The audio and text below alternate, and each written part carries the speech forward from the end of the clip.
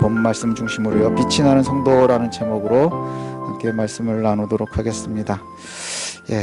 학교에서 이렇게 학생들을 만나다 보면 기말이 되면 성경을 가르쳐도 시험은 봐야 됩니다.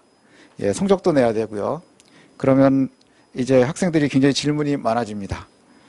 어떻게 해야 됩니까? 제가 예제를 저는 주는데, 예제를 주면 시험지 이렇게 모양도 보여주거든요. 그러면 양이 중요합니까? 질이 중요합니까? 뭐 이런 거 물어보죠. 그 다음에 어떻게 해야 A가 됩니까? 그때쯤 되면 A하고 B는 벌써 거의 격정이 되는데, 막 그러고 물어봐요. 그러면서 이제 막 굉장히 진지하게, 저기 꽉 채우는 게 중요합니까? 내용을 막 잘하는 게 중요합니까? 그러면 둘 다, 저는 그렇게밖에 얘기를 못 하죠. 그래서 조금 있다가 또 와요. 그럼 이렇게 살펴줍니다. 저는 어느 정도 될까요? 그러면 이제 제일 황당한 게 뭐냐면, 너는 과락이야. 출석이 미달됐어. 뭐 이렇게 결과가 나오는 경우들이 있습니다. 굉장히 황당하죠. 아이는 굉장히 예민하게 어떻게 하면 점수를 조금 더 받을까? 그래가지고 양이 중요합니까? 질이 중요합니까? 뭐 이렇게 해야 됩니까? 저렇게 해야 됩니까? 막 물어봐요. 그럼 거기에 이제 저희가 이렇게 대답을 하다가, 그럼 우리 한번 살펴볼까? 하고 살펴보니까 넌 출석 미달로 과락이야. 되게 황당하죠. 이런 상황들이 가끔 생깁니다. 우리 신앙생활 하면서도 그와 비슷한 일들이 생길 수 있어요. 우리가 믿음 생활을 하는데도 그런 생활이 있을 수 있습니다. 우리가 예수 믿는다는 것이 굉장히 중요하지요. 굉장히 중요한 일입니다. 왜냐? 우리가 구원받는 일이기 때문입니다. 그리스도의 복음이 세상에 전파될 때의 1등 공신이 누구냐 하면 바울입니다. 바울. 많은 사람들이 이것을 공감을 합니다.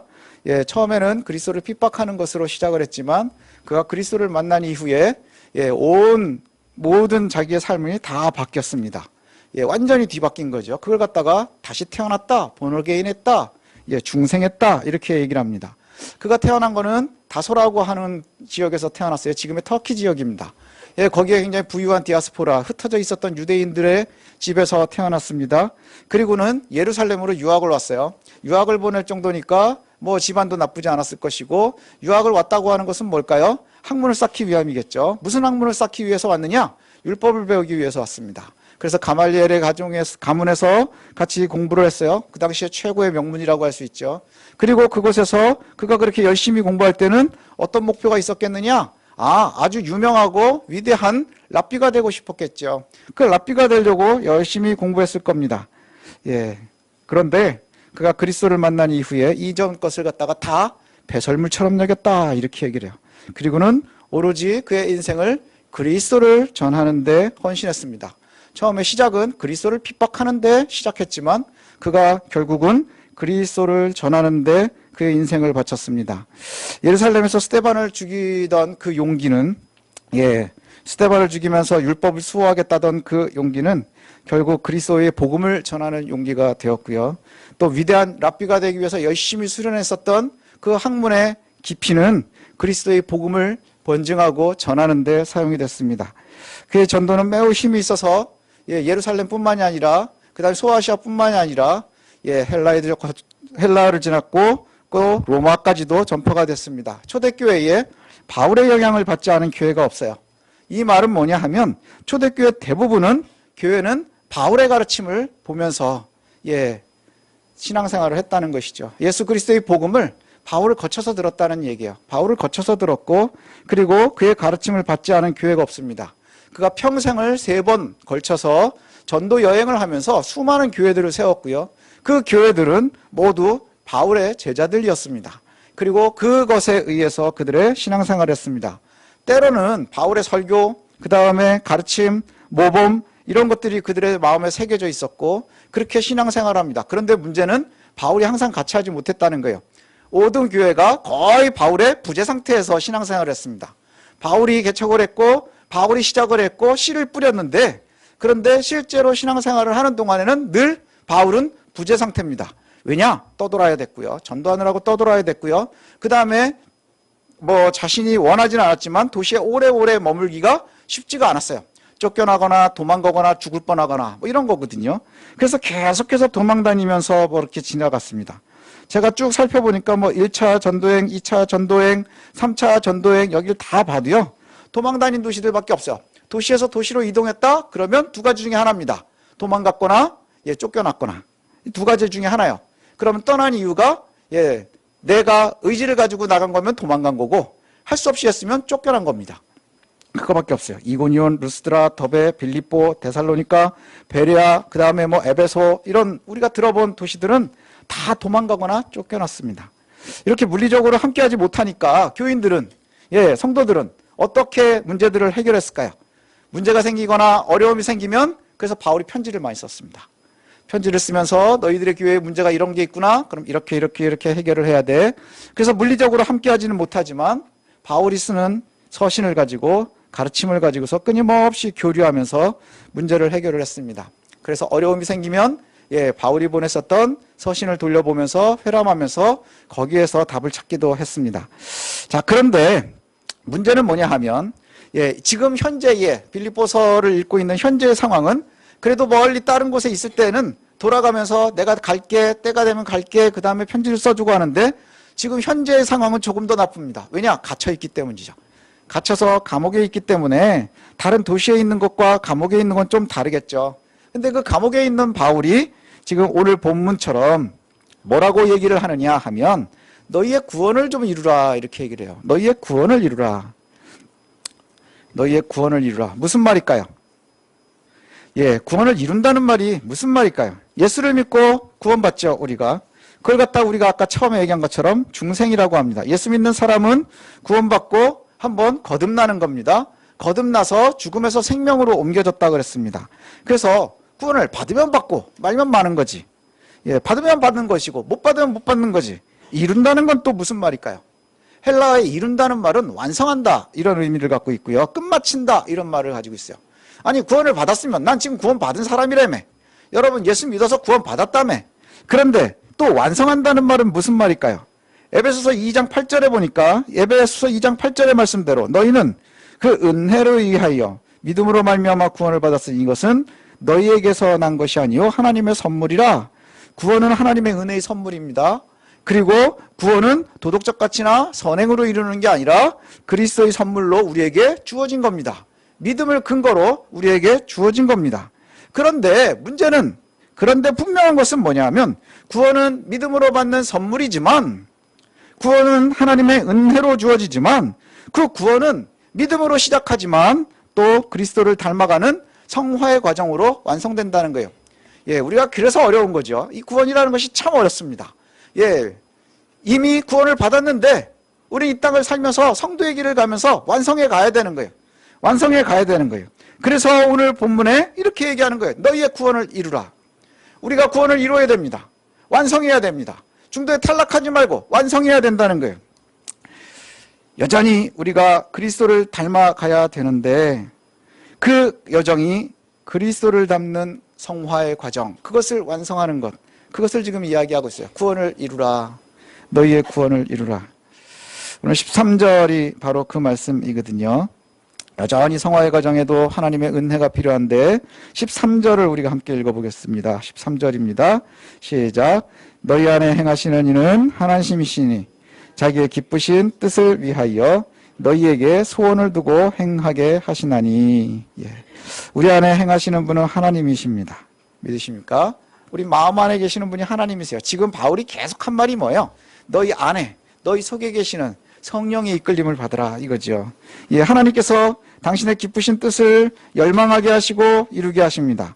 우리가 구원받은 삶이 바로 이것입니다. 하나님을 사랑하고 하나님을 따라가고 그리스도를 열망하면서 그리스도의 삶을 뒤따라가는 것, 이것을 성화라고 하거든요. 하나님의 은혜로 우리 안에 거하시는 하나님을 기뻐하시게 하는 그러한 삶, 그 삶을 사는 것, 하나님 뜻대로 따라가는 삶을 사는 것, 이것을 갖다가 우리가 성화라고 합니다. 자, 하나님의 뜻을 따라 사는 삶을 생각하면 다시 12절로 돌아가 보겠습니다. 12절로 보면 그러므로 나의 사랑하는 자들아 너희가 나 있을 때뿐 아니라 더욱 지금 나 없을 때에도 항상 복종하여 두렵고 떨림으로 너희 구원을 이루라 이렇게 말하거든요. 여기서 우리가 한번 생각할 게 이게 있어요. 뭐냐, 바울이 사랑하는 성도들에게 나 있을 때뿐만이 아니라 지금 감옥에 갇혀서 너희에게 갈 수 없는 부재 상태인 그때에도 더욱 복종함과 두려움과 떨림으로 그리스도를 따르는 삶을 살라. 그것으로 너희의 구원을 완성하라 이렇게 명령하고 있습니다. 바울이 나 있을 때뿐 아니라 갇혀서 함께할 수 없을 때 이 두 가지를 비교를 해요. 내가 너희와 함께한 적이 있었지, 그렇지만 함께할 수 없는 때도 있지. 여기서 신앙생활의 단편이 나오는 거예요. 신앙생활의 단편. 구원이 여호와께 있습니다. 그렇죠? 구원은 여호와께 있습니다. 하나님 주시는 선물입니다. 우리가 예수를 믿음으로 구원을 받았습니다. 성도들은 누구나 이 말씀에 반대하지 않습니다. 이의를 제기할 수 없습니다. 구원은 여호와께 있습니다. 그런데 실제로 하나님의 은혜와 말씀의 자리를 너무 많은 것으로 대체하고 싶어 한다는 거예요. 성도들이 구원은 여호와께 있습니다. 그리고 예수를 믿음으로 구원해 받습니다. 우리가 구원을 완성하려면 그리스도의 뒤를 따라야 됩니다 라고 얘기하고, 이분은 그렇게 시인을 하지만 실생활 속에서는 이 그리스도를 따라가는 것, 하나님의 은혜, 이것을 대체하려고 하는 것들이 너무나 많다는 거예요. 다른 것으로 채우고 싶어 한다는 것이죠. 바울이요, 귀신도 쫓았습니다. 감옥문도 열렸고요, 바울이 살리려고 지진도 일어났습니다. 병든 자들도 고쳤습니다. 불뱀에도 물렸어요. 불뱀에 물려서 죽을 걸 알았거든요. 그래서 불뱀에 물린 바울을 보면서 사람들이 언제 죽나 보자 그랬는데 벌떡 털고 일어났어요. 사람들이 너무너무 놀라서 바울을 갖다가 신격화시키고 싶어 한 적도 있습니다. 신으로 섬기고 싶어 했었던 적도 있어요. 그런데 인간적으로 보면 그는 유대인 중에 유대인입니다. 바리새인 중에 바리새인이고요. 그리고 그의 출신 배경도 대단하지요. 엄청 부유한 집안에서 태어났고요. 또 학문적으로도 굉장히 높은 사람입니다. 아테네에서 철학자들과 논쟁을 하는데 전혀 부족함이 없는 학문의 깊이가 있었던 사람입니다. 그런 바울이 내가 있을 때뿐 아니라 없을 때에도 너희는 두렵고 떨림으로 구원을 이루라 이렇게 얘기를 해요. 나 있을 때뿐 아니라 나 없을 때에도 너희의 구원을 이루라.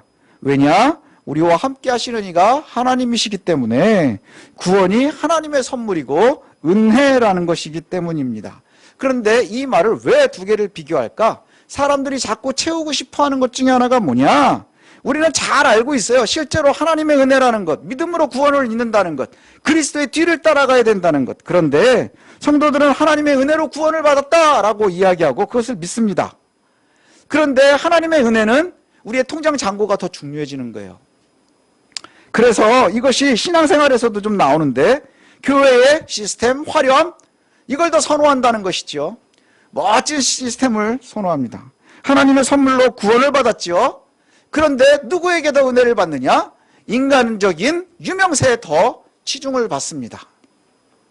제가 얼마 전에 교계 이렇게 뉴스를 보다가 참 안타까움이 또 있었어요. 뭐냐 하면 굉장히 유명한 목사님입니다. 유명한 목사님, 은퇴하신 원로 목사님이고 우리나라에서 뭐 강해 설교로는 굉장히 유명하신 분이에요. 많은 분들이 존경하고 있었던 분인데, 그분도 결국에는 재정 문제 때문에 교회와 싸우고 분란이 나고 뉴스에 이제 나오기 시작을 했어요. 교계 뉴스에만 나왔습니다.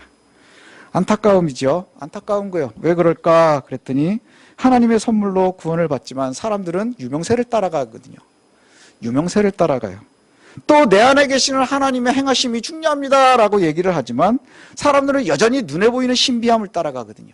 신기한 것을 따라가거든요. 화려한 것을 따라가요. 우리는 오감에서 벗어나지 못하는 경우들이 많다는 거예요.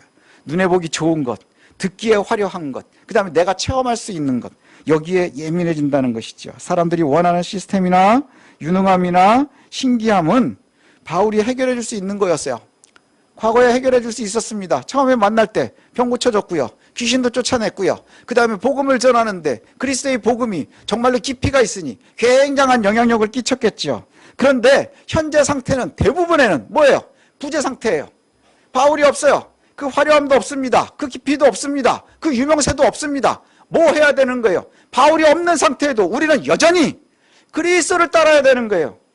바울을 따르는 게 아니라 그리스도를 따라야 되는 거예요. 사도들을 따르는 것이 아니라 그리스도의 복음을 따라야 되는 거예요. 그리스도의 복음을 따르는데 사도들의 영향력, 그렇죠. 그들을 통해서 우리가 은혜를 입으니까, 그들을 통해서 복음을 전해 들었으니까 매우 매우 중요합니다. 그러나 바울의 유능함이나 그의 신비함이나 그의 행함보다 더 중요한 것이 뭐냐? 결국은 하나님께서 주신 은혜를 의지해서 우리가 그대로 따라가는 겁니다. 그리스도의 길을 따라가는 거예요. 그리고 우리가 그리스도의 길을 따라간다 하면 어떤 것을 먼저 생각합니까? 어떤 이들은 어떻게 하면 그리스도를 잘 따라가는 걸까요? 그렇게 순교하겠습니다. 아니요, 그렇게 함부로 얘기하는 거 아닙니다. 우리에게 원하시는, 하나님께서 우리에게 요구하시는 그리스도의 길을 따르고 구원을 완성하는 길이요, 오늘 예를 들어주는 게 두 개가 있는데 우리가 생각하는 거에 비하면 너무나 하찮은 거예요. 14절 보십시다. 15절까지 두 개를 한번 읽어보겠습니다. 14절 15절입니다. 다 같이 읽겠습니다. 시작. 모든 일을 원망과 시비가 없이 하라. 이는 너희가 흠이 없고 순전하여 어그러지고 거스르는 세대 가운데서 하나님의 흠 없는 자녀로 세상에서 그들 가운데 빛들로 나타내며. 자, 14절에 뭐라고 얘기를 해요? 너희가 구원을 이루라. 예, 하나님께서 원하시는 그 구원을 이루어야 되는 거예요.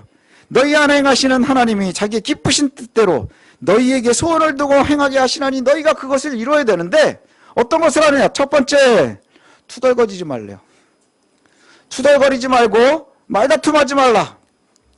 그 다음에 15절에 보니까 나무랄 데 없는 순수한 사람이다. 딱 세 가지예요. 투덜대지 말고 말다툼하지 말고 그 다음에 순수하래요. 이것이 왜 어렵냐? 그랬더니 뒤에 나오는 게 세상은 여전히 어그러지고 거스른다는 거예요. 세상은 삐뚤어질 대로 삐뚤어지고요, 타락할 만큼 타락하고요, 악해질 만큼 악해지고 있어요. 그 속에서 우리가 그리스도의 길을 따라가는 게 뭐예요? 원망하지 말고 싸우지 말고, 그리고 그 안에서 여전히 순전함을 잃지 말라. 이게 우리가 보니까 야, 이거 무슨 애들 싸울 때마다 하는 말 아닌가 그러지만 우리가 이 세상에서 이것을 지키는 것이 가장 어렵습니다. 왜요? 세상은 어그러지고 세상은 늘 타락해가고 세상은 악에 가득 차고 있는데 그리스도의 말씀대로 따라가면서 투덜대지 않기가 쉽지 않습니다. 예, 다투지 않기가 쉽지 않습니다. 거기에서 순수함을 유지하는 것이 쉽지가 않다는 거예요. 하나님을 기쁘시게 하고 우리의 구원을 완성하는 것이 뭐 엄청난 비밀이 숨겨져 있는 게 아니에요. 영화 같은 곳에 보면 뭐 다빈치 코드다 어쩌다 그럼 성경 속에 무슨 막 비밀 구호가 숨어 있어서 이걸 해석해내면 되는 것 같고 막 뭔가 우리끼리만 알고 있는 것, 우리끼리만 뭔가 있다는 거 다 이단입니다. 다 거짓말쟁이들이고요, 다 사탄의 새끼들이에요. 그런데 우리에게 가장 중요한 게 뭐냐? 그리스도의 뒤를 따라가는 거예요. 그리스도의 삶 우리가 아주 심플하게 잘 알고 있습니다. 하나님의 나라를 따라서 자신이 스스로 자신을 내려놓았고 그리고는 세상에서는 죽었어요. 그러나 하나님의 은혜로 다시 부활했어요. 이것이 승리입니다. 하나님을 기쁘시게 하고 우리가 구원의 완성을 이루는 것, 그것은 큰 비밀이나 엄청난 조건을 요구하는 게 아니에요. 우리가 생각하기에 별거 아닌 것 같지만 그게 진짜 힘들답니다. 그게 너무너무 힘들답니다. 우리 하루에 보십시오. 예수 믿는 사람처럼 살려면 제가 가끔 얘기하지만 참 호구에 가까운 삶을 살 가능성이 많습니다. 그래도 투덜대지 말아야 된다는 거예요. 얼마나 어렵죠? 그죠? 얼마나 어렵습니까? 여러분, 우리가 눈에 보이는 게 아까 안타까운데 투덜거리라는 게 쉽습니까? 예, 얼마나 세상은 끊임없이 악해진다는데 말다툼하지 않는 게 쉽습니까? 세상이 끊임없이 악해지고 있다는데 그곳에서 순수함을 유지하랍니다. 그 결과는 뭐냐? 그 결과가 뭐냐? 오늘 본문은 이렇게 얘기를 해요. 너희가 세상에서 빛날 것이다. 너희가 세상에서 빛날 거다. 예수님의 말씀이 딱 생각나지 않으십니까? 예수님께서 우리에게 뭐라 그러셨어요? 너희는 세상의 소금과 빛이라 그랬어요. 너희는 세상의 소금과 빛이라. 만일 짠맛을 잃으면 버림받아서 길에서 밟힐 것이고 너희가 빛이 되면 가장 높은 곳에다가 내가 놓을 거야. 빛을 등경 위에다 두지 등경 위에 높은 곳에 두지 저 밑에 처박아 두지 않는다는 것이죠. 오늘 우리에게도 이 말씀을 하세요. 구원을 받아 하나님을 기쁘시게 하며 세상 속에서 빛이 나는 성도, 그게 우리가 가야 될 길이라는 것이죠. 순수함을 놓치지 않고 다투지 않고 그 다음에 투덜대지 않는 것이죠. 구원을 완성하는데 우리가 생각하는 건 뭐예요? 사람들은 어떻게 하면 예수를 잘 믿습니까? 재산을 많이 교회에 드려야 됩니다. 그 오해가 교회를 힘을 빠지게 하는 거예요. 오랜 시간을 교회에서 시간을 보내야 됩니다. 그것 때문에 아이들이 경쟁력이 떨어지기도 합니다. 우리가 정말 놓치지 말아야 되는 것, 그것은 유명해지고 거대해지고 화려해지고 신비로워지는 게 아니라 성도들이 세상 속에서 빛을 내는 거예요. 빛나는 존재가 되어야 되는 거예요. 묻혀서 끊임없이 손가락질 당하는 게 아니라 그 더럽고 힘든 그곳에서 조금씩 빛나는 존재가 되는 거예요. 화목함으로, 다투지 않는 것으로, 순수함을 놓치지 않는 것으로. 바울은 굉장히 화려함을 다 배설물처럼 버렸죠. 내가 너희에게 복음을 전해서 교회들이 세워졌는데 내가 너희와 함께 할 수 없지. 내가 함께하지 않아도 너희는 구원을 이루어야 돼. 이렇게 말해요. 그 화려함이 없어도, 처음에 있었던 그 막 신기함이 없어도, 일상이 너무너무 지루해도 그곳에서 다투지 말고 싸우지 말고 순수함을 놓치지 말고. 그리고 바울이 이렇게 확신합니다. 내가 주님 앞에 가서 심판받는 날이 있을 거야. 내가 주님 앞에 가서 심판받게 되면 내가 평생 매맞고 갇히고 도망다니고 그러면서 한 일이 헛되지 않고 주님 앞에 자랑하기 위해서 이렇게 얘기를 해요.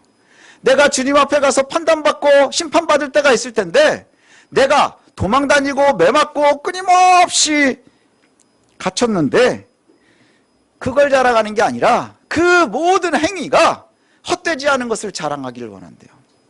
그게 뭘까요? 빛이 나는 성도입니다. 여러분이 세상 속에서 여러분의 삶의 터전에서요 빛이 나는 성도인 거예요. 또 빛이 나는 성도 그랬더니 뭐 엄청나게 큰 화력이 어마어마한, 아니요, 빛이 나는 거는 반짝거리는 겁니다. 반짝거리는 것, 반딧불과 같은 거예요. 주님 앞에서 자랑하는 것이 내가 가르치고 전도한 성도들의 신비체험이나 화려함을 유지하는 것이나 규모로 성장하는 것, 제가 이건 바벨론의 기준이 될 수 있어요. 바벨론의 기준이 될 수 있습니다. 거대함과 화려함과. 그러나 하나님께서 요구하시는 것은 화목함과 순수함으로 구원을 완성하는 거예요. 너희가 화목함과 순수함으로 구원을 완성하고 너희가 세상에 빛이 되면 내가 그것 때문에 주 앞에 나아갔을 때 하나님, 주님, 내가 매맞고 도망다니고 갇혀가면서 이 친구들에게 복음을 전했는데 이 친구들의 빛을 보십시오. 화목하고 견뎌내고 그리고 순수함을 유지하는 이 빛을 보십시오. 이걸로 내가 주님 앞에 자랑하고 싶다는 거예요. 우리들의 신앙도 좀 되돌아봤으면 좋겠습니다. 우리가 혹 우리의 신앙과 구원을 오해하고 있지는 않은지, 하나님의 은혜는, 구원받은 선물은 우리가 무엇으로 자랑할 수 있을까요? 바울을 의지하지 마십시오. 이 말은 뭐냐 하면 사람을 의지하지 말라는 거예요. 그리스도의 복음 외에 다른 것을 의지하지 말라는 거예요. 사람을 의지하지 말고 권력이나 돈으로 증명하려고 하지 말고 그 다음에 신비함을 추종하려고 하지 말고, 하나님께서 우리에게 원하시는 것은 이 악한 세상 속에서 순수함을 놓치지 않고 그리스도의 말씀대로 빛을 내는 겁니다. 쉽지는 않을 거예요. 너무너무 어렵겠죠. 그러니 감옥에 갇혀 있는 바울이 그렇게 요구를 하겠죠. 하지만 저와 여러분들이 가야 될 길이 바로 그 길입니다. 우리가 가야 될 길이 이 더럽고 악하고 쓰러져가는 세상 속에서 빛을 내는 겁니다. 빛을 내는 성도. 따라해 보십시오. 빛을 내는 성도. 자, 옆 사람들 한번 보십시오. 빛이 나나 안 나나. 약간 까물까물하기도 하고 뿌옇기도 하고 뭐 이래 보이겠지만 빛이 나는 성도, 하나님 앞에서 빛이 나는 성도, 저와 여러분들이 되어야 되겠습니다. God loves you. I pray that you believe in Jesus and receive salvation. 하나님 널 사랑하십니다. 예수님을 믿고 구원을 받으시길 기도합니다. God loves you.